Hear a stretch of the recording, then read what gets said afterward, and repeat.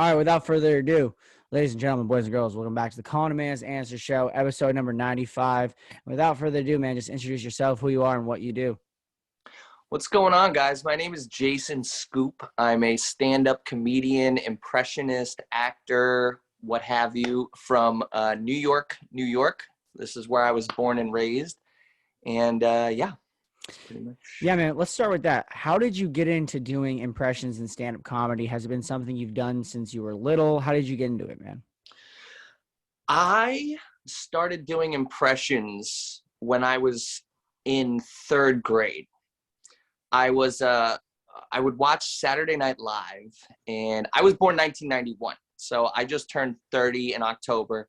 So I was in elementary school, and it was an election year, third grade. It was George W. Bush versus Al Gore. And I remember watching Daryl Hammond on SNL imitate Bush and everything. And I was like mesmerized. Like, I had seen SNL in the past. I've seen, even as a kid, Weekend Update and everything. But this guy, the way he was able to just become another person, I was blown away. And then I just went to school and I started doing it. And then the kids would because I was kind of shy prior to that. And this kind of helped me break out of my shell. The kids loved the impressions. And then by the time I got to middle school, it actually started to get good, like really good. Like, I guess my voice matured a little bit.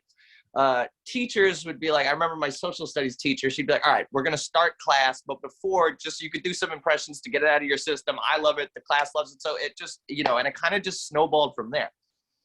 Yeah, dude, that's awesome. And one of the coolest things, I've talked to a couple stand-up comedians now on this podcast, which is interesting that I have, but one of the coolest things about comedy is you get to take specific current events and specific things and stories in your life and like you said, either become a new character and make it funny, or just make the circumstances that are maybe traumatic funny. And so with you specifically, how do you think doing stand-up comedy has transformed your life specifically, and how do you think you transform your stories of your life into what you do?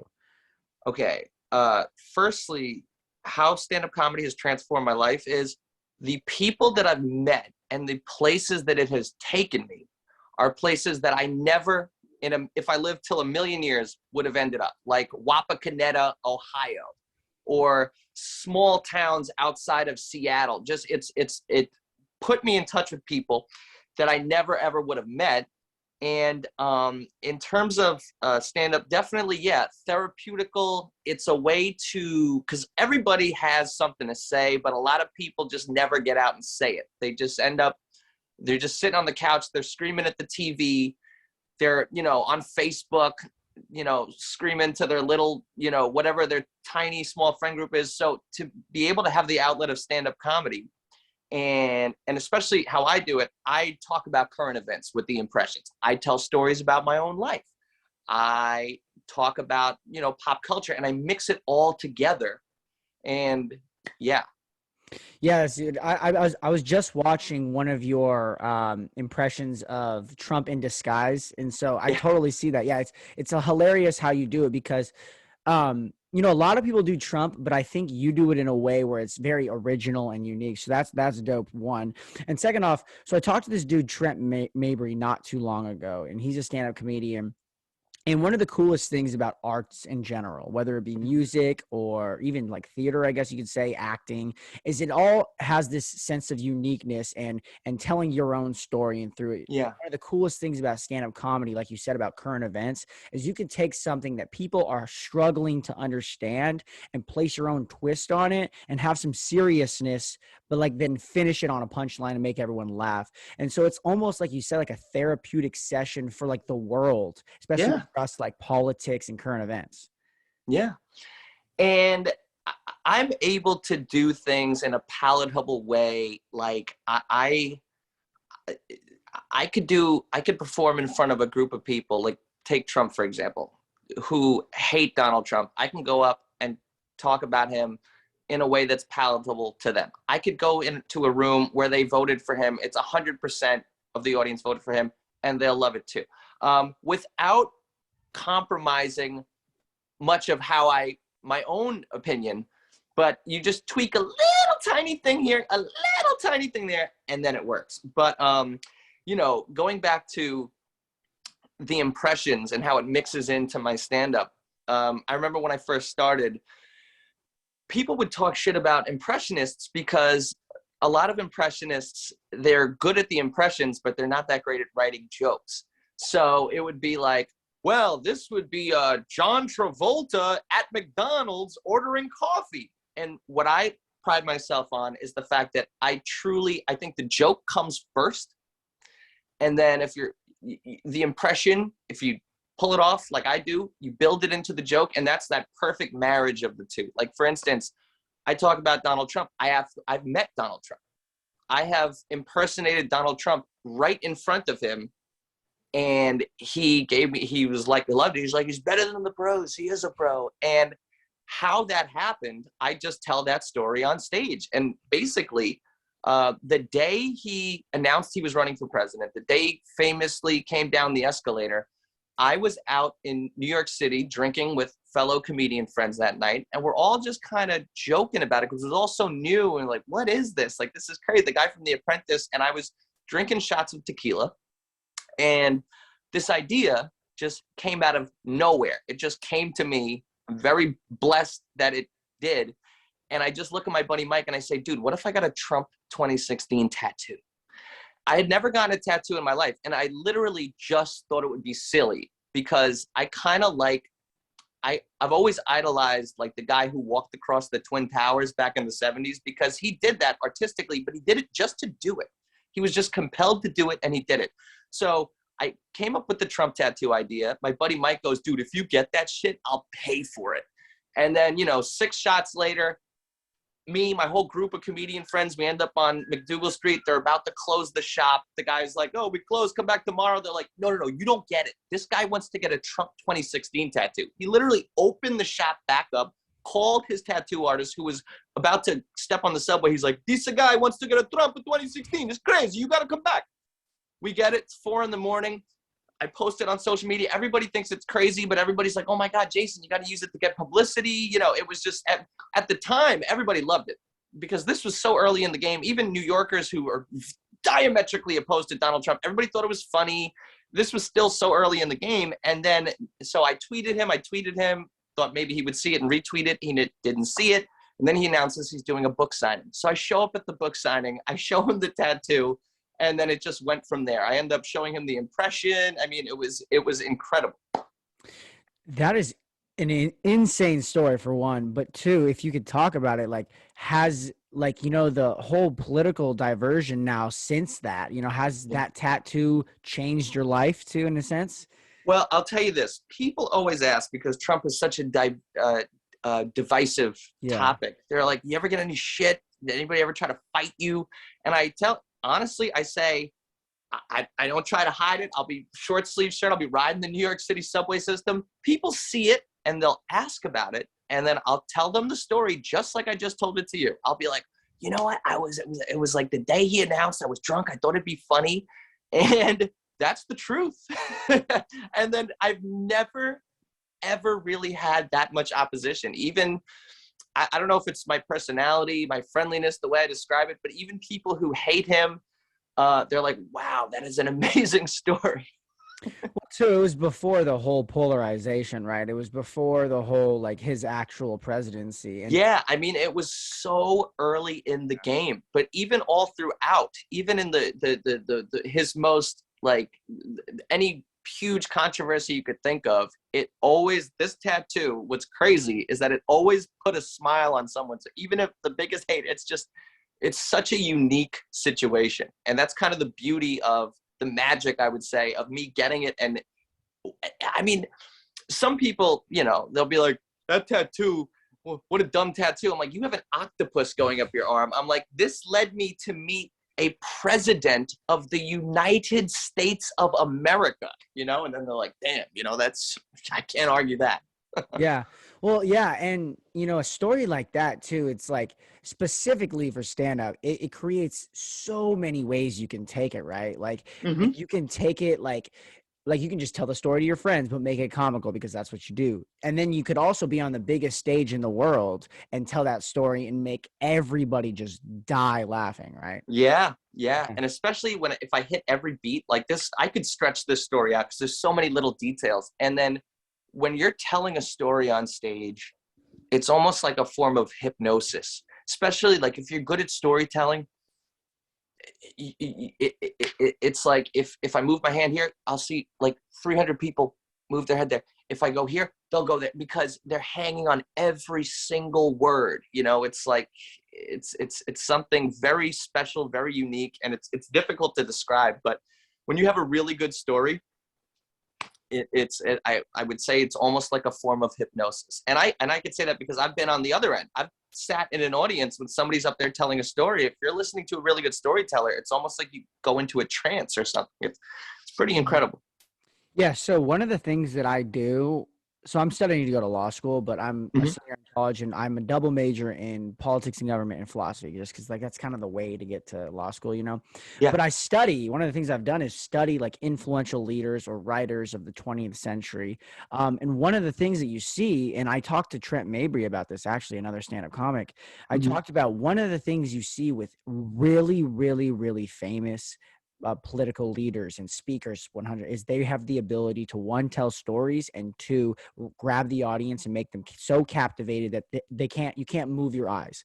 And I Yeah. think to an extent stand-up comics have the exact same ability. It's the ability to get up on stage and use your voice, because it's not like singing, because singing it's like you're more like feeling the music and the emotional Yeah. side, but the speech part of it, it makes you like almost like you said mesmerized. And I think it's what the greatest speakers and what the great stand-up comics all have is this ability to make you in the audience not move, like not check your phone, not talk to the person next to you. You're locked on them the entire time. Yeah. If done properly, that's the result. And it's an incredible feeling. So for you specifically, what is like the joke writing process and how long does it take you? Do you spend months before? Do you try it out when you write it? If you have a thought in a night, what is the joke writing process for you? So my process is a little unique because it's sort of multifaceted. The first type is sometimes I'll just come up with a whole joke literally on the spot. Like the entire thing will pop into my head. Like for instance, years ago, this is back during the Obama presidency. Um, they arrested these two halal guys. I don't know if you have halal food where you're from, but it's sort of like Middle Eastern lamb over rice. They arrested these two halal guys because they wanted to join ISIS. And their plan was, it's here in New York. They lived in they were arrested in a very kind of hipster, which is a term that was used very widely back then, hipster town in Brooklyn, neighborhood in Brooklyn, Williamsburg. And their plan was they wanted to blow up Coney Island. So immediately I'm like, they were arrested in the hipster town. They wanted to attack Coney Island instead of something like mainstream, like the Empire State Building. It's like, so I'm like, boom, they're hipster terrorists. And I just wrote every single thing. And they're like, we want to attack real New York. In fact, we will only do jihad off the L train, which is like a very bougie train line. And the whole thing came to me. So that's an example of when I just hear something and boom. The other way I write is on stage, where I'm literally on stage telling jokes that I've already written and have already established work. But if the energy is right, and I kind of look at performing as like a conversation. It's almost like a game of ping pong. You say something, the audience gives it the energy back. You say something, the audience gives the energy back. And it's a dance. It's like just a sort of rhythmic thing.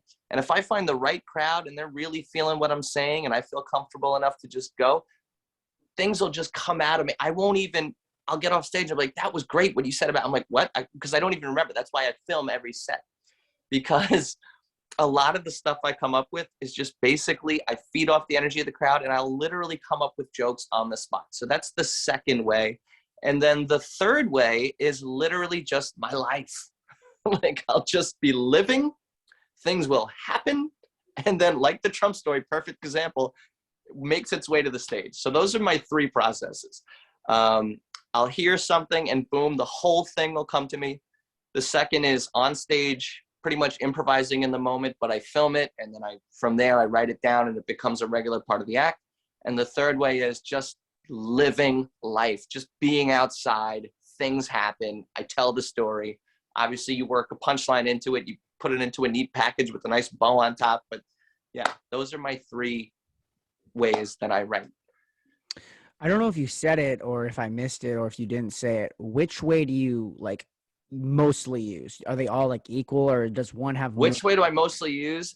Definitely not the first one, which is I'll hear a news story and the whole thing will pop. That's the rarest. The most common is when I'm already on stage doing things that already work. I've established a rapport with the audience. My confidence is there. Boom. Then things just come out.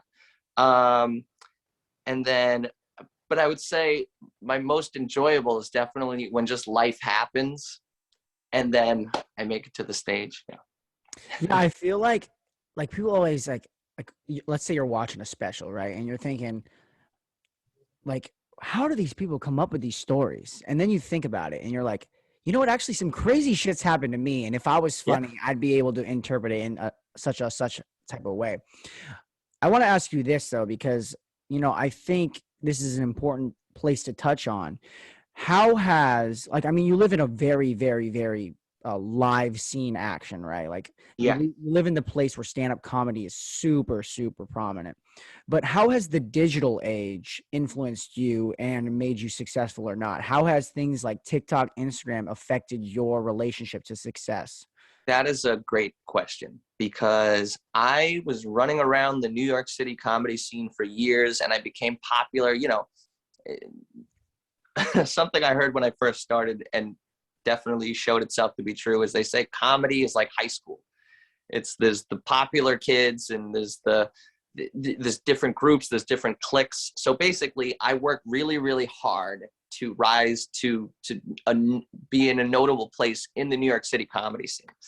But what I'd come to discover is, I mean, this is a really difficult thing to really, you could get TV credits. There's a bunch of guys who have done Conan a bunch of times, but their visibility is still low.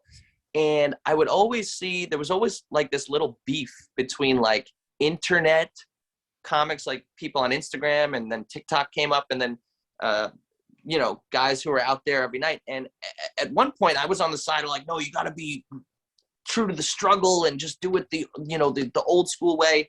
And then the pandemic happened and I got on TikTok, and the TikTok kind of just exploded, and I started getting recognized different places, and people would reach out and they're like, oh, can you do a for me? And I would start charging, and I started to make more money and become better known from a wider variety. So I would say that definitely both are so important, especially if you get big enough on TikTok that you could start touring because you have enough fans. You want to be ready, you know, and that's why all those years of running around doing spots at this club and that club, you know, the two kind of events meet.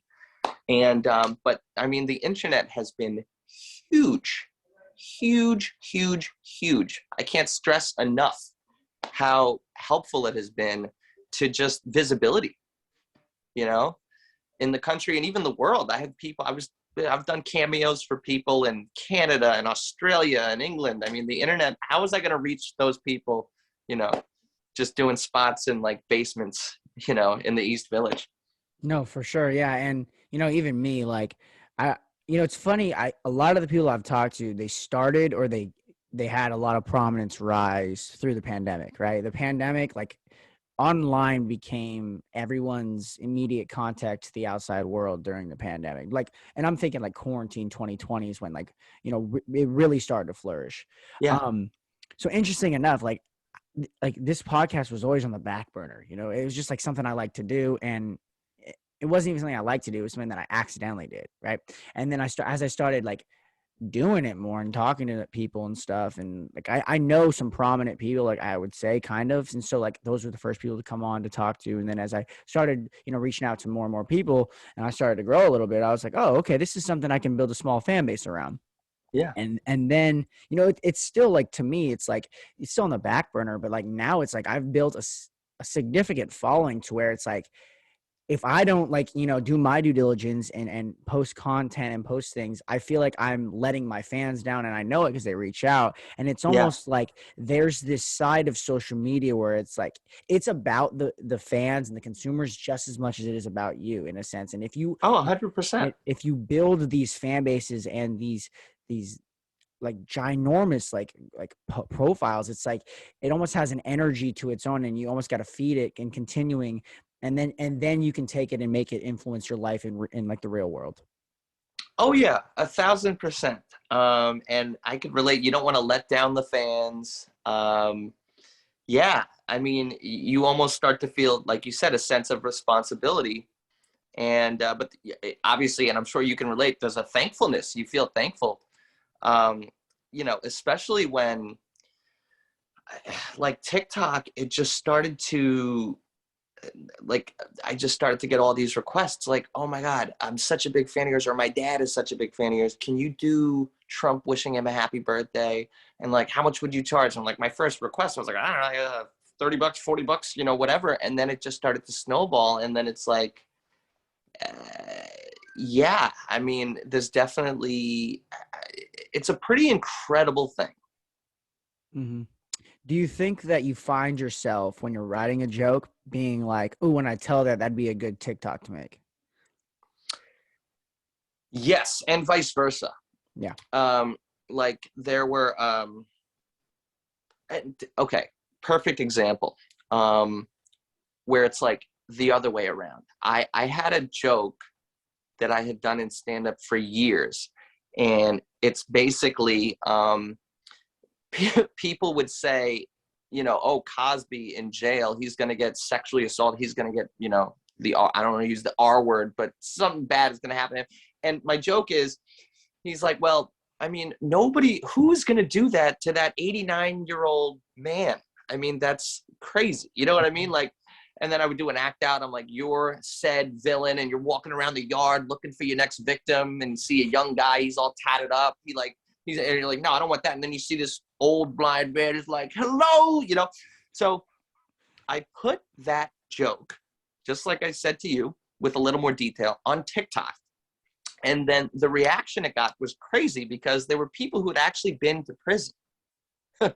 Like hundreds of people who had actually been to jail and be like, no, you don't get it. That's actually that's what guys are looking for because he's slow and weak. And then I had people who were arguing the opposite, like that they agreed with me. And then there were several people who were like guards who worked in the prison system, and they were all arguing. And I'm like, this is hilarious. So then I went back to the live stage and I took that joke, but added the fact that I put it on TikTok and had all these reactions. I'm like, what did I start? So it's like, it's crazy how the two connect. And it just, that whole saga took the joke so much higher because I was able to expose it to this whole wide world of people who had actually been to prison and people who work in prisons.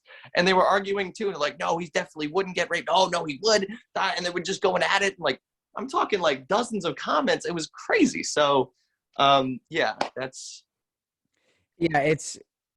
it makes it like how we were talking about how your real life influences help you have stories. It makes it so you have like real life experiences in person and online. Like those are real life experiences just as much as they are, just as much as like interacting in person is. And the crazy thing about like the whole digital sphere is that like it doesn't seem like it's gonna like collapse anytime soon. It seems like it's gonna no, spiral.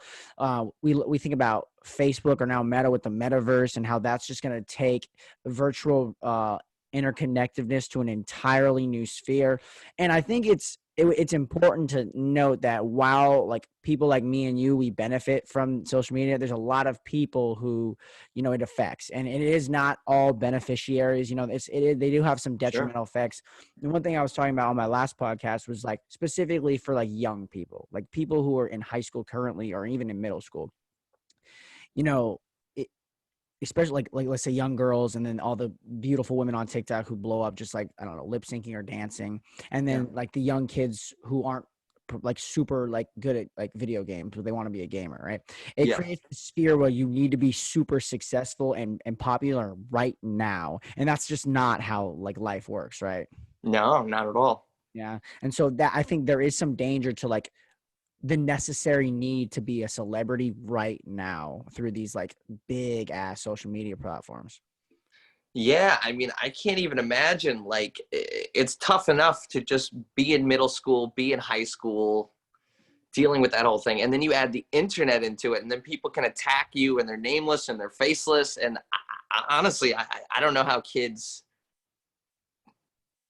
do it today, because, like, you know, like I said, I turned 30 in October, so I had a little, but nothing like, you know. I think I didn't even get a Facebook until I didn't even get a Facebook until after I graduated high school. So I can't, you know, imagine what these kids go through.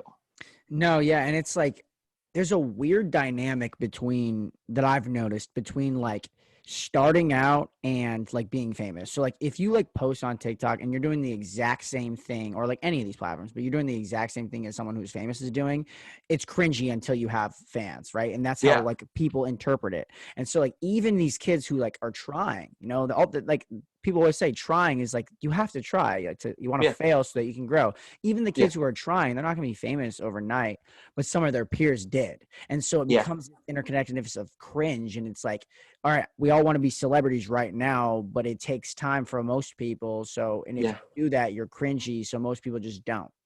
yeah. They just don't. Mm-hmm. It's, yeah, they don't even make the attempt because they're afraid of failing. So it stops them from even making the attempt. Yeah, I mean, it's some pretty crazy stuff. I also, you know, when it comes to this, I always get those pop-up ads on YouTube that are like, here's how to grow your TikTok. Just do this, do this. Here's how to get on the For You page. Here's how to get this. And they give all the advice except for like provide something of value. You know what I mean? They don't say be talented. They don't say be unique. It's just, if anything, they say do what everyone else is doing in order to, which I understand there is, because that does work for a lot of people, especially if you're doing the dances or whatever. But it's just, you know, it's like the wild the internet is like the wild west.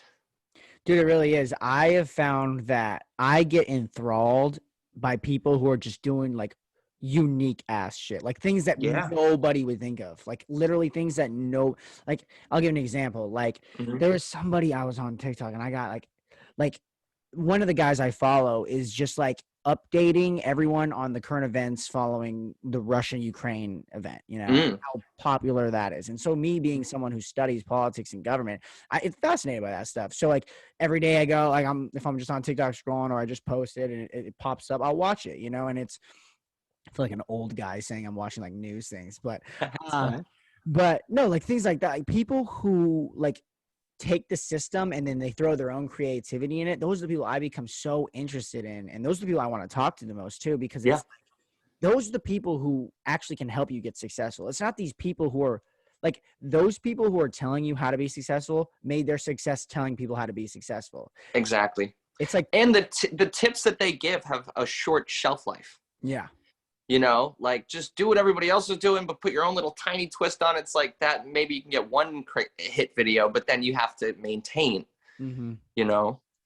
And I also think that like, you know, for people like you who have this entire different thing that they actually are passionate about. Like you're passionate about comedy. Like you're not Hmm. passionate about being successful on TikTok, you know. That adds fuel to the That fire, adds, yeah, but it's not why you're here. And I think right.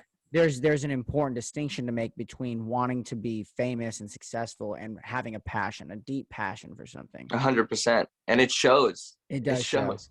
And it's actually sad too, because it's like most people, you know, if you're worried about being successful, like I always say, one of my biggest fears in life is getting to the point where I'm super good at something that I hate. Right? Mm, You know what I mean? Like I don't want to be 60 years old making like seven figures, but I hate my life. You know, like yeah. because it's like it's so easy to fall in under that in America because it's like I feel like everyone's chasing money and fame, and no one's like really, only a certain amount of people get to do what they really love. Yeah. Mm-hmm.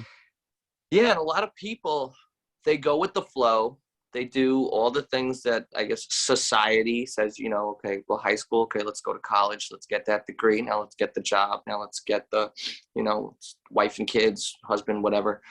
And then it catches up with them mid-30s, 40s, and like, wait, how did I end up here? I, you know, I've seen people that had real personalities, real brightness to them, do the corporate America route, and then it's just like, what happened to this guy? It's like there's something just gets sucked out of him. Now, I'm not saying that happens to everybody who gets into corporate America. Some people, that is what they were born to do. That is their purpose, and God bless them. But, you just, I don't know. There's a lot of caution tales walking around all over the place. Mm-hmm. Do you think that because you get to do something that you're so passionate about, your life feels like a playground almost? Yes. There have been times, though, not now, but in previous years, where I would see people that I graduated with. They're like, oh, okay, they're buying the house now. Oh, they're getting married. And then it's like, okay. But I never felt so envious, because I was doing, amazing things. Like I said, traveling, meeting people, just everything. That, like, almost like that rock star lifestyle, even before you're famous. If you're a comic and you're working and you're going around, you feel like a rock star, but yeah, I'm yes, I could. My answer to your question is yes, 100%. Yeah, and my next follow-up question to be like, you wouldn't trade anything to have No, those, yeah. no, I think there's a distinguish like to make between like everyone tends to we talked about this actually on one of my previous episodes. Everyone seems to or tends to downplay what they do, right? yeah, It's really easy to have FOMO, I guess you could say. It's really easy to yeah, look out into the almost. world and see someone who's about the same age as you doing better than Hmm. you. But that's like, Yeah, even I don't want to say Kanye West because he's got a lot more problems than just finances. But yeah, you could always do that, but you could always look back and see people who are doing worse than you too. yeah, I try to live by the mentality of like, and this is so cringy to say, but I don't even want to sound cringy. It's like just like focus on yourself and like where can you go with your stuff? yeah. Like how can you? Perspective is everything. Yeah. A lot of people always say like be you're getting better if you're better than you yesterday, right? Hmm. I think that especially in a world where we're finally starting to talk about things that affect a lot of people, like mental health and Yeah, things that exacerbate that, like technology. I think in a world where everybody wants to be the 1%, but most people are the 99, I think it's find your own little sphere where you can be happy, and then just attack that, just like, and work your fucking ass off. That's what I envy the most, is people who, I'm not even say envy. I am super fucking like into people who can like just fucking work their ass off in something, and then they finally reach where they want to go at like later in life because they worked their ass off, right? yeah. Yeah. Do you think that by doing stand-up comedy, and now that we're moving towards like more of a digital age, that it's just going to keep opening up doors for you, and that you might start moving into doing more digital than just stand-up outside? Um, Yeah, I mean, wherever the doors open, I'm much, like I said, I used to be way more homogenous with like a true and true, like, no, it's like these people on Instagram, they're posers or whatever. But now that my eyes have been opened, yeah, I'm totally open to that. And actually, your question reminds me, it brings me back to an incident about, let's see, God, this had to be maybe 2012. I was at Broadway Comedy Club in Midtown Manhattan, and we're in the like the kitchen bar area waiting for the show to start. And a young man who has now risen to the heights of pretty much the top. I mean, he's, I guess, dating Kim Kardashian, Pete Davidson. I was talking to him, and he said something that blew my mind, and I never really fully, like, he got it back then. He got it because he was on Guy Code on MTV. And he looked at me and he goes, every episode I get 1,000 Twitter followers. He goes, that's all TV is Twitter. And I'm like, huh? Because in my mind, at that time, I was like, dude, TV, everybody wants to be on TV. Like, it's TV. But he said, no, all TV is Twitter. That shows me that whoever was in his ear was his management, his whatever, they were on, and he got it. And it's kind of ironic because when he got on SNL, he got rid of Twitter because, you know, you can get in trouble with Twitter and everything. So it kind of flipped, but he got it. And, you know, more so today than ever before, I'm, you know, show business. I'm understanding the business side of it more than ever, and just kind of seeing what it's, you know, it's just, I feel like before I was just walking around on Earth, and now I'm like in a helicopter, and I'm like, oh, I could see, oh, I didn't know you could take that shortcut there, that back alley. Oh, look what's happening over there. I have this bird's eye view now, and it's like, oh. Mm-hmm.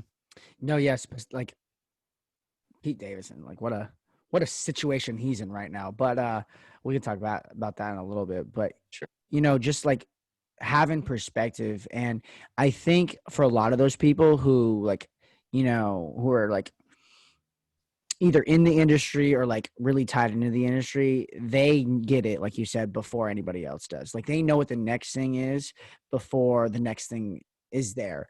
However, I think and I might be wrong about this, you might disagree with me, but I think specifically TikTok came so fast that I feel like no one could have predicted it. You know what I mean? Yeah. Like no one would have predicted that a 19-year-old or 19-year-old girls would be the biggest faces, like would be the like most known figures. And I'm thinking like Addison Rae and those people. Like Yeah. nobody would have predicted that those people would be literally in movies now because of this short form content app. Yeah. Nobody. And especially with the timing with the pandemic just fueled it even bigger than it was before that. Mm-hmm. And then it became like, you know, real A-list movie stars and stuff, they were afraid to go out because they didn't want to get, you know, shamed for not respecting the, you know, pandemic rules of, but these kids, they were going out. So the paparazzi started chasing these kids around, and that just elevated it even more. And yeah, it's just so fascinating. You still do, I think, have to have some progressive leaning to be like super famous in like Hollywood, but Oh yeah, ever more so slightly because of these things, you can build a platform with, and it becomes difficult when we talk about people like Rogan, right? What's going on with him? And like, I do think though, like if you find a niche, like, cause there's still people like Ben Shapiro who are like extremely famous and rich from yeah, content, and they are yeah, extremely right wing. So it's like, I think ever so slightly we're getting this, yeah, you can like, people are starting to move slightly to the other sides, but it's like, you can find a following on the other side. However, I think to be like super, super famous, you still have to play into that like Hollywood dynamic that's kind of like, you know, like the show business type. But I do right. think what you said resonates with me because it's like they were playing the games, but kids didn't want to play the games, and kids never want to play the games. And so while there was this whole global pandemic going on, kids were the ones not dying from the pandemic or getting very sick. A lot of them were Yeah, asymptomatic. So they were just like, dude, fuck these old people. I'm going to go out and have fun. And yeah, consumer driven society, so TMZ and paparazzi are just following these guys and accelerating it. And you know, the weird thing about the pandemic was it changed so many people's lives for the better but also for the worse. And so it's like yeah, now we're sitting here 2 years later and we're still kind of in it, but we're kind of out of it. But like a lot of people, like mine, I'm sure yours, our lives are completely different. And now it's like, 100%. do I want to go back to reality, like normalcy, or like, is it never going to be normal? Where are we going? It's never going to go back to exactly what it was. It's like when a forest burns down, life happens. A new forest starts to pop up. The hurricane comes and knocks everything down. They build it back, maybe a little better, build back better. You know, things evolve. life happens. It's like, plants grow towards the light. There's always going to be a light. Certain plants are always going to find a way to get to it. If not, they die. Mm-hmm. If you can talk about it, I don't know. You don't have to say your political beliefs, because I don't really care about how people think and stuff. But what do you think about the whole thing going on with Rogan right now? Well, I mean, I think that I don't think that it's an organic movement of people out there who are just like, I don't like Joe Rogan. I think he's competing against the mainstreams, which you could say mainstream, but I mean, he has 11 million viewers per episode. So, I mean, that's more than, I obviously, as somebody who creates content, I'm a big believer in just freedom, the ability to say whatever. And I think, these people,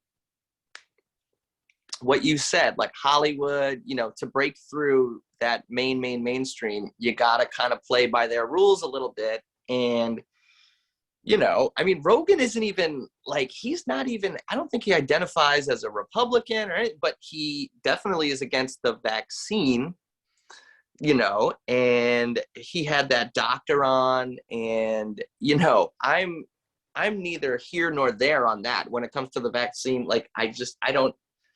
I'm nowhere on the vaccine. I'm waiting for 5-10 years when the documentary comes out that was like, oh, so this was that, and that was this. But I just think that it's definitely an organized effort to take him down by the major conglomerates, media conglomerates, Hollywood, people who, Mm-hmm. Yeah. I don't like to get into. Actually, I take that back. I love getting into conspiracy theories, but I think you're hitting the nail in the coffin with that one. I think a lot. It was clear to me when they were pulling out of the context N-word, that compilation. Oh yeah, I mean, what are we doing? That was clear and then they were all talking about how he's racist and stuff. I was like, look, maybe he shouldn't have used that word. And I'll even be on your side for that. But you can't say he's racist, because he has never once called anyone that word. And he has never said anything against anybody of minority or anybody of color.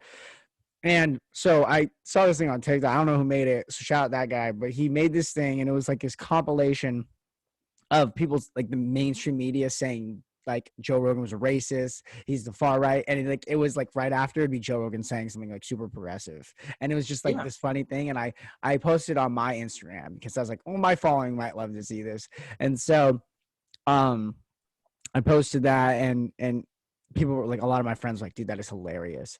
And me, I fancy myself as pretty progressive. I really do. But I find myself posting things and talking about things on this podcast that and nowadays are considered right wing. I'll sit here and labels are stupid. I started rejecting these labels 10 years ago. Yeah.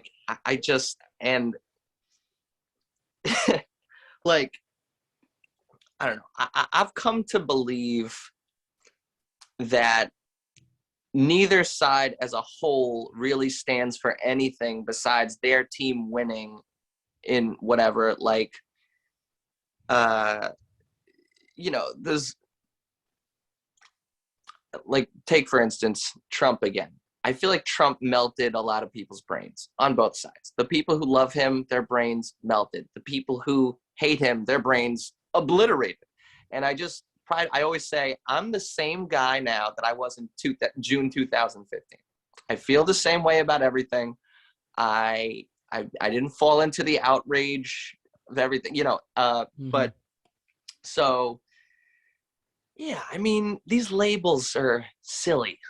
Mm-hmm. I mean, obviously they're there for a reason. They do have some meaning, but you feel how you feel. If you're progressive, if you share something, but like I said, it's the lines are mangled. Everything's twisted and mangled now. So what is what? Who is who? It's what is progressive? What is conservative? What is liberal? What is that? These words, these definitions are changing and evolving, and so I totally agree. And I especially, so you're a millennial, yeah? You would 91.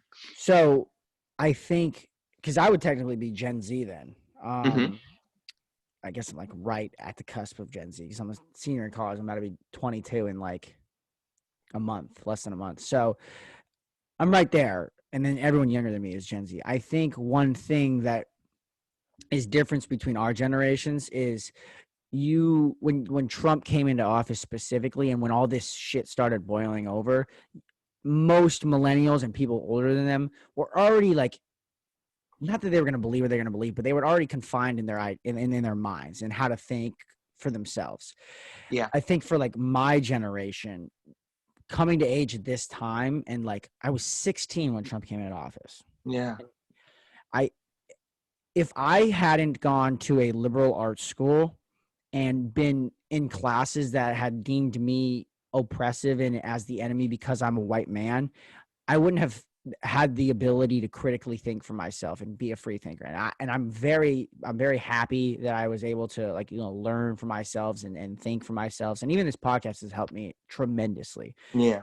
But for a lot of people, especially who are deemed oppressed and deemed or deemed like someone who's just a white guy or someone who's Yeah. not, I think they just get grabbed into those categories and then they just keep on feeding anybody on the right. They just follow Fox News and Trump, and then anybody on the left, they just like they follow CNN or the Young Turks, and they just get so who they are is the ideology that the people are placing on them. And I think for my generation, like respectively, it's like it's so dangerous because these are kids that you're making them believe that all they are is political ideologies. Like most of the time that shit doesn't even matter. Like that shit's like Right. religion and all that stuff. Like you don't even have to talk about that. Yeah. And I think media, because of clicks, has made it so politics and just like the consumerization of information are linked. And so you have to agree to one side or the other, or you are the enemy. It's so dangerous. Yeah, super dangerous. And to take that even a step further, the echo chambers on both sides, I'll take that even a step further.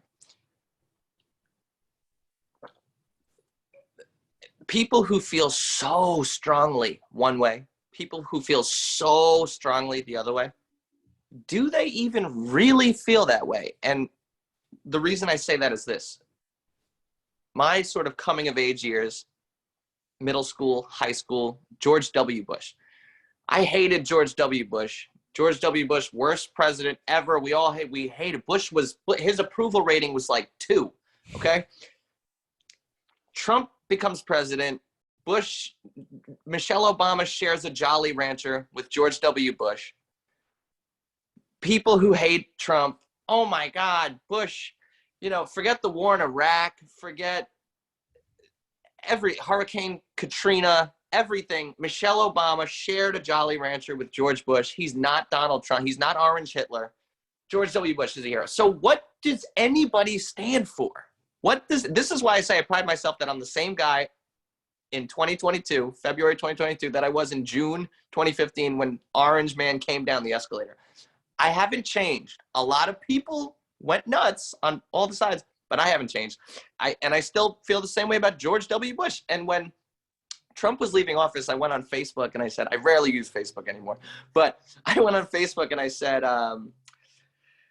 said Bush was viewed as whatever. Now because he shared the Jolly Rancher with Michelle. I said, give it 4 or 5 years, there'll be a new boogeyman. I said, Trump will be in Home Alone 5 again and everything. And people were like, oh, you don't understand. I'm like, no, there's going to be a new. And I'm like, well, at least Trump wasn't a fanatical religious, at least, there's going to be some new guy. And then the machine's just going to keep churning. So I don't know. How much do you think it is based on actual hatred for the other side, and how much do you think it's just based on the fact that we're living in a egocentric time period where all that matters is clicks and views and consumering? It's a little bit of everything. Yeah. It's a little bit of everything. And yeah, like hatred for the other side, like people are like, how did 80 something million people vote for Joe Biden? I'm like, no, a lot of them voted against the other guy because they didn't like him. So I could totally see how 80 million people would vote for Joe Biden because the machine just had them so against Trump. And it's, I just think the healthiest thing for this country would be to unplug from the politics a little bit and just get back to because it's like turning people against each other who you really probably have a lot more in common with than you don't. Mm-hmm. And, there was a lot of rhetoric, like you said, the straight white male thing. Look, I get why that rhetoric was there because it's the pendulum. It swings this way and it swings that way. And the way Trump was, it's like, Jesus, he was like a cartoon villain. He was like the ultimate, you know what I mean? So it's like,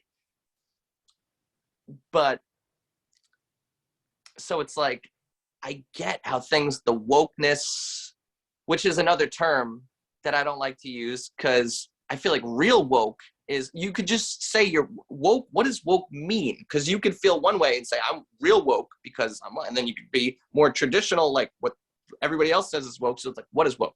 But my thing is the pendulum keeps swinging, but you got to make sure that what you hate so much is really what they're saying to make your side of the pendulum swing this way. You know what I mean? On both sides, I do. And it's weird. It's what the weirdest thing for me is that strictly speaking, America's not the greatest country in the world. Like there's had a lot of problems, a lot of racist things that have gone on in this country. However, large corporations, including the NBA, just flat out ignore the fact that China is oppressing its citizens and literally murdering Muslims right now. Like just strictly just ignore it. Yeah, like a genocide. Yeah. And then they just come back and say well, Republicans are racist. And it's like, okay, sure. Probably some of them probably are. Yeah. But also you guys are catering to China right now. You're catering to China. You change your movie titles and things so that China can be happy. And and it's just because of money. It's just because of finances. You don't give a fuck. Like maybe you do care about humanitarian aspects. But if you did, then you would be not just sitting here acting like China's money matters. Because you would be like, whatever. We'll only cater to the United States and countries that we deem credible and not genocidal and not authoritarian. And it's like we've forgotten that. And so this whole Russia, Ukraine, China, Taiwan, and this whole conflict, World War III they call it, right? It's like people forget that America just wanted we can talk about the colonial and imperialism for a little bit, but America, the whole idea was that we're fighting evil. We want democracy for everyone. We want freedom for people. And that was something that we stood on for the flag. And now it's like the flag can be burned.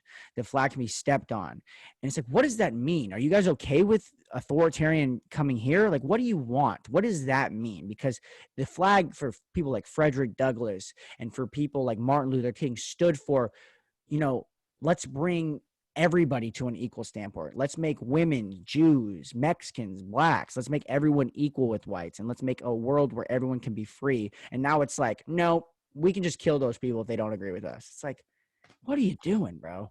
Right. And it goes back to what I was saying about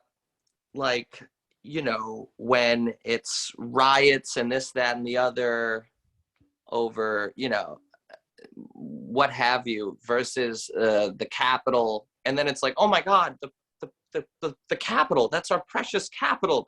I'm like, well, okay, which side are you on here? Because it's like at one point you're like, burn the whole thing down, eat the rich, America, the evil oppressive system, we need to burn the whole thing down. But then when it's the Capitol, which I didn't agree with anybody storming the Capitol in any way, shape, or form. But it's like I'm calling out the hypocrisy of our capital. It's our capital. It's like, what are we? It's like, Yeah. I think that, I like to think philosophically about a lot of things. And I think that me too. I love it. I think that so I'll give you a little insight in what I struggle with the most. I think about morality a lot and rationality because I think those lines, they meddle across a lot. And one of the things I think about all the time is, so I say this every episode. So anyone listening, I apologize. My senior thesis, I am not a profound Marxist. I am not. at all. Mhm. But I wrote Mhm. my senior thesis on whether or not is classical Marxism, what Marx wrote, the exact same thing as the Soviet Union ideology of Marxism and Leninism, and how you can compare and contrasting them, and whether or Mhm. not you can influence, let's say that Marx was at fault, right? It's kind of what I wrote my thesis on. Mhm. And so, because I'm so interested in how like Nazi Germany rationalized killing Jews, because they rationalized, and how, America rationalized like slavery, because even though people knew it was immoral. And so I want to know why morality becomes so entangled with rationality. And so, I'd like to get your take on it, but I think specifically, I think that when you start to take away normals and normalcy and morals out of like, and you take it out and you just say whatever is deemed rational for economic reasons or for social reasons, that you can like inherently just deem someone unhuman, Yeah. like allow violence. I think once that occurs, that's where problems arise. Do you agree with that? Oh, I agree with that 1,000%. And I also think that people don't realize how easy it is for a Nazi Germany to happen. You think, oh, that's like, how could that even? But persuasion, it all has to do with persuasion. You could persuade. You think, oh, I can't. I'm not perceptible to persuasion, but you could, at any stage in somebody's life, they could be persuaded one way or another, and then afterwards be like, I can't believe I believed that. But people don't realize how. Also, rationality. There's a book. I don't know if you've have you heard of Scott Adams. Mm-mm. Well, he's the guy who does the Dilbert cartoon, but he's also a persuasion expert. And he talks about how people think that human beings act rationally, but really they don't. He goes, if you really, really think about it, if people truly acted rationally, we wouldn't have all the major problems that we do in the world today. So also groupthink. If you can convince this many people that this is right, oh my gosh, like the masses will just go with almost anything. So it's very important to keep independent thought, which is something that you were touching on before, because you shared something, you consider yourself progressive, but you shared something and they're like, he's of this. And it's like, we need to covet independent thought, because and also realizing that no one person is all good, and no one person is all bad. Human beings are very complex, and people have lots of different sides. Now, some people are way more bad than others and way more good than others, but overall, it's a healthy thought process to realize that, to not just condemn, you have to really have empathy. And then once you start there and realize that nobody's an ultimate villain, nobody's an ultimate hero, putting these people putting Donald Trump on a pedestal, people putting Barack Obama on a pedestal, people putting whoever on a pedestal. Just try not to put people on pedestals, but also try not to spit on people either, and I think that is a great starting point to not becoming susceptible and persuaded that, oh my God, this whole group is against us. Oh my gosh, I can't. Did you vote for so and so? I don't want them living on my block. Oh, did you? How do you feel about this? I don't want them live. It's just like, if you strip that away, and you know, I think that's the healthiest place to be in Mm-hmm. as a country. I think about what I think about a lot is like, have we gone away from acting as though people can be wrong and then asserting that they were wrong and changing their mind? Have Oh, we gone away from that? 100%. Because I think But say what you're going to say. no, just most people in this country, I think, have gotten away from that. Because what I think about all the time is like, I'm just going to say I didn't vote in the 2020 election. I could have, but I didn't. Mm-hmm.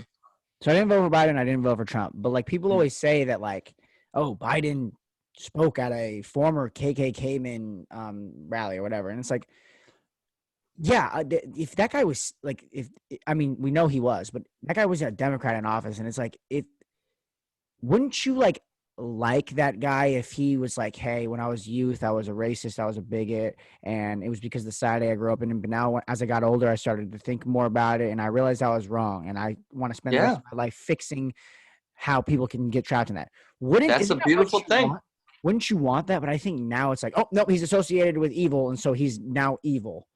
Yeah, it goes to like the cancel culture. And Yeah. once again, that's something where you're lumping, Harvey Weinstein in with like I don't know, like Andrew Cuomo. One woman, he hugged her too long in a Christmas party in 2000.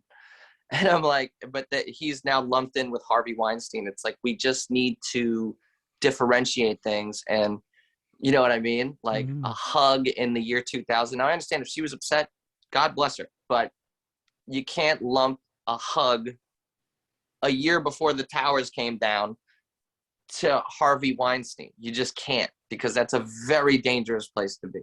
Yeah, and along those lines, I think it's insane how nobody is talking about Epstein or any of that shit, dude. Oh Like yeah, just because people don't care. They think they care. it's crazy. Like, cause like if we want to talk about crazy shit American elites have been doing for a long Yeah. time, we could talk about a literal pedophile island that Yeah. existed, and then the guy who had everybody was murdered, and everybody knows he was murdered because Yes. everything was fishy. And it goes back to this. I'm reading this book for a class right now called The History of Policing in America. I'm Mm-hmm. taking this politics of policing class, and it's very progressive. And so like not everything they say, I'm kind of like, sometimes they say a lot of normative statements. I'm like, all right. But one of the things is we're learning about the history of like the CIA and the FBI, and both of those things have been so wishy-washy for like the start. Like, so like it wasn't conspiracies. Like J. Edgar Hoover was spying on people, was a bigot, Yeah. was a racist, was like he militarized the federal police forces, and it's like, okay. Yeah. And now it's like, Opening people's mail. That's another thing. yeah, and it's like they created the term conspiracy theory to around the JFK assassination. And it's so, and now it's like, yeah, okay, the moon, I hope you don't believe them that the earth is I, flat. I don't. Okay. Well, the earth is not flat. Like that conspiracy, like, okay, don't go down a rabbit hole. But if you like are sitting here thinking like, okay, it probably wasn't just Oswald who killed JFK. It probably was either the mob, maybe the CIA, we don't know. And then now you're thinking about like, all right, I'm gonna guess that most of the things that are going on right now don't have super elite conspiracies around them, but we know that some of them do, because we know Yeah. that Epstein's real. And so it makes you think like, what are we being fed, and what is the false consciousness around what we believe currently in America right now, because we know there's got to be something, right? Yeah. And also just the media playing the morality people now. Whereas back in 2007, the first Epstein case, they were killing every story. They weren't covering it. Weinstein, they had several tips on Weinstein. They didn't want to cover it. But now that the tide has come in from the other direction, it's like, oh my gosh, we got to report everything. We got to investigate this, that, and the other. And it's like, once again, I'm a big just consistency. I think that's like almost the main theme. My biggest belief is just be consistent, whether it's the media, whether it's politically, whether it's anything, just be consistent. And how people don't see through this, how people don't see the media, and I'm not bashing the media. You need the media, you need news, you need to cover things. That's great. But don't come out and be like, well, they're the heroes now, when in 2007, they were burying every Epstein story. They were burying every Weinstein story. And it's like, and they're still buried. Like you said, they're still burying. That whole Ghislaine case was crazy. I mean, of all the girls that they assaulted, she was tried for 3 girls in the mid 90s. and the co-conspirators were all blacked out and everything. It was all done very like, okay, this is just because so they don't look into the other stuff. Let's just clean it up, and she'll take a deal and la-di-da-di-da. And, it's just crazy, and Yeah. people don't, people Think. just, hmm? I Yeah, said people think. don't think. They don't Yeah. think. Yeah. One of the things that the book was saying is that like a lot of the time politicians and legislators of America try to legislate morality. And Mm-hmm. so for a long time, it was this idea of WASPs, or white Anglo-Saxon Protestant people, were at the top. And so like Yeah. an example of this would be the 18th Amendment, which was prohibition. Like Mm-hmm. that's an example of Christians, legislating morality. Yeah. And then another one is like the war on drugs. They deemed criminals, like people had this criminal, like you were born a criminal, and so you were closer to drugs and violence, and poverty is linked to crime. And so a lot of what America does is legislate morality. And I think, like you always talk about the pendulum switch. I think a lot of what we're dealing with today is there's two sides who believe in, like, especially around abortion, right? Like two sides believe one, like a moral argument that there's no end to it. You can't say that a Christian, if they're actually truly Christian, you can't say that their belief that abortion is inherently killing a life, if they truly believe that, you can't say that they're wrong. And on the other hand, you can't say that people who believe that women should have the ability to control their bodies, and if their health is at stake, they should be able to get abortions, or if they're not, if the child is going to be born out of wedlock and they can't afford it, like, you can't say that it is inherently immoral to do that. And so it's like we're meddling with morality by saying that whatever you believe is right. And it's like, it's so dangerous because it's like you can't decide what is moral and what is not I always say this, by the standards of society. Because if you, like, under that lens, then it was moral to kill Jewish people in Nazi Germany because that's what society deemed moral. And Yeah. so if you legislate morality through what you believe at current times to be moral, you're on a slippery slope with things like genocide and things like just dehumanizing other people, and it's just really freaky to see. 1,000%. And, separation of church and state.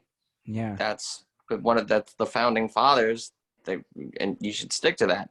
But also, what as you were speaking, it made me think of, now it's not just the government that's trying to legislate morality. It's pop culture and these Hollywood people that are trying to cancel people.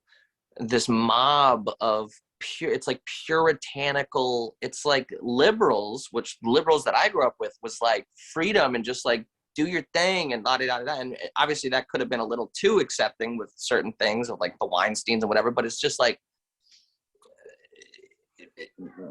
this is, I mean, people perfect example of this is like, are you a fan of the Bachelor franchise at all? No, but like my girlfriend has watched it, so I know what it is. Yeah.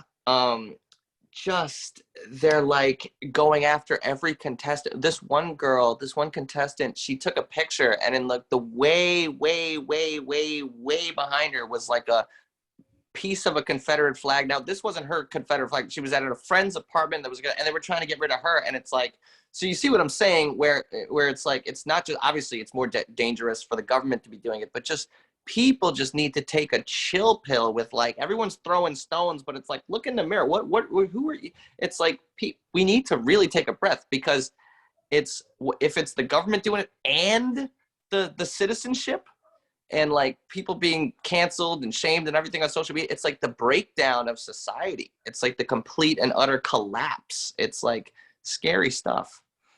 And it's also, I had a clip that I posted talking about this. You used to have to be a scholar or an intellectual who has done extensive research on a subject to be able to speak and argue on the subject. Right. One of the Everyone's an expert now. examples I was talking about was gender and sexuality. Mm-hmm. What I was basically saying was, like, if you're if you're somebody commented while we were on this podcast, and because what I basically ended up saying was like anybody who has anybody who has a left thumb can now just speak their mind. And this guy commented that he lost his left thumb, so I have to deal with that after this. But back to what I was saying was like anybody like used to have to do extensive research, and be deemed an expert in something to talk about it, like especially with regards to biological subjects and biological and sociological things like gender and sexuality. Mm-hmm. But now anybody can say whatever they want about gender and sexuality and just deem it fact. And I was like, if these are two scholars and one's progressive and one's not, or they're both progressive, but they're having a fundamental disagreement about at an expert level about gender and sexuality, then you can have that argument. But otherwise, what you're saying, what you're doing is just instilling this idea that opinions are facts, and opinions are not facts. And you cannot meddle with that, because then degrees don't matter and expertise doesn't matter. And then why do we bring in expert witnesses for law if experts don't matter and opinion matters? And one of the fundamental things of American society is freedom of intellectual ability. And you have to be an intellectual in a specific area for your word to be considered fact. And now we're at a situation where even experts, if they have a different idea on what is right, can be canceled, even though they are experts. Yeah. And it's like, and what's so sad about that is like people, when they just say, we want to tear down every institution. No, society, things didn't just come like this. Thousands of years of humanity created the Harvards and the Yales and the thises and the that's and the courts, and none of it's perfect. None of it's perfect, but you can't just tear it all down. No, you're not an expert. I'm an expert. Why are you an expert? Because I say I'm an expert. These things, you can't just tear society down and build it back up. It's like these things, hundreds, if not thousands of years came this way. And like I said, none of it's perfect. It's all far from perfect. But it got that way for a reason, and it's not all bad either. Like I was saying before, nothing's all good, nothing's all bad. That goes to institutions too, and whatever, the experts in the fields and the whatevers and the. I always think that, one of the things I say is like, I would be totally fine with tearing down, the system and building a new one if ever there was that way that happened and didn't and actually worked. Like if you look, you're like, oh, let's be socialist, let's have a violent revolution, like Marx said. All right, well, like last time that happened, it created the two most totalitarian states of all time that killed hundreds of millions of people, and Mao is China and Stalin is Soviet Union. Somebody like, no, I'm not going to do that. Let's not do that. And then if you want to talk about the American Revolution, we'd be like, yeah, but that had some problems too, and it created a system where it's almost like being poor is a crime now, right? So it's like, we're the only time revolution has occurred, it hasn't created a perfect system, like you said, but the one we have seems to be working better than the ones that occurred recently. So if we want to fix it, maybe we should take a slower approach and actually do what people wanted us to do, which is deliberate. And one of the biggest go what you were going to say. Well, I was going to say also, like, you need your enemy, because your enemy keeps you in check. If everybody felt one way about something, we'd go over the cliff. So you need somebody to disagree with you, to every single thing that I may have been critical of on this podcast. I also acknowledge that there is some good that can come from everything that I've denounced or been critical of as I've been speaking, whether it's the media being they're overzealous, or the morality and the people and the da-da-da-da-da-da. Things have a way of finding its way to the light. I say that literally as the sun is like going up in my face. Things like that tug of war eventually leads us to good. It might take a while. It might take 5 years, 10 years, 20 years. It might take 100 years. But people just need to realize that their enemies are literally part of what keeps them in check. If it was just Democrats, it would just keep going. If it was just Republicans, things would just keep going. You need both sides. You need a tug of war. Mm-hmm. Well, man, I think that's a good way to end it. So thank you for coming on this podcast. It was a lot of fun My talking to pleasure. you. Yeah, dude, you're an awesome dude. I'm gonna continue to support your clips and everything like that. I think you're a very intelligent dude, and you're a free thinker, and I think people need to be more like you. So thanks again. Likewise, man. You're the man. All right, man.